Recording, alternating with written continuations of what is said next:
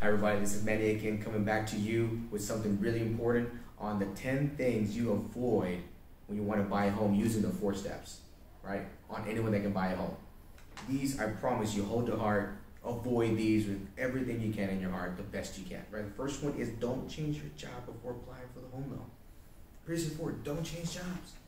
I'm telling you, yes, financial benefits, great, but make sure you time that out. Don't do it. It's a tough situation. Have that discussion with your loan officer and make sure it's for you, right? Don't change banks, right? We're verifying documentation. If you're changing the place where you bank your money, it's not going to make it easy for anybody.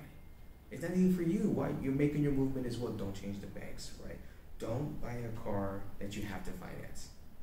Like, I know it sounds crazy, but don't buy a car.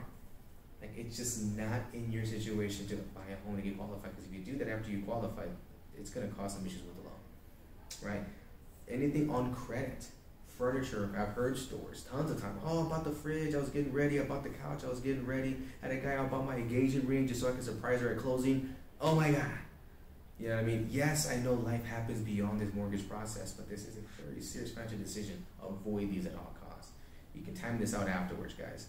You want the home right now, right? Don't be late on credit card payments. Oh my goodness. Just because you're buying a home doesn't mean you stop making all your other payments. Make all your payments. Everything that's in your name. Remember, this is a monthly situation that everything has to be noted for. All right. Large deposits in your bank account. Okay.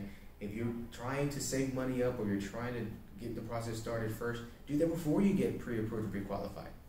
Right. We do that in the process. Anything that goes into your bank account, we have to verify. We have to have questions. Don't get upset. Don't get mad.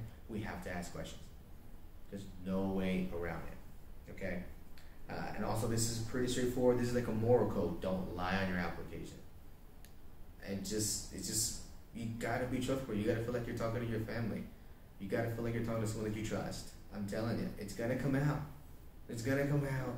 Any financial situation you feel that's gonna hurt you, it's okay. Just be transparent about it. That's the only way you're gonna make this process better for you. Don't lie. Sound like a parent, just don't lie. Co-sign while you're in the process of a mortgage loan. Other friends and family or people might come to you for help. You're buying a home, I think you're in a good situation. Anything you do with your credit outside of the mortgage is going to hurt you. That's co-signing. Even if you're not making that payment, co-signing means you're on that debt. You're on that note.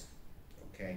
New credit. Like I mentioned, the good old client that went and got the fiance's engagement ring. That was a tough situation, right?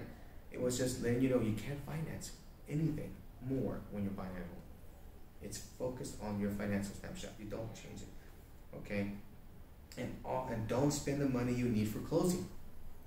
I'm telling you, like I've heard all the stories. Like if you just don't, like if you know how much you need for your home, keep it in the bank.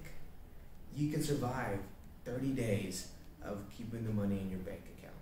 Okay? I know this sounds repetitive. I know it sounds like unbelievable to think of, but make sure you have enough for your share of the home.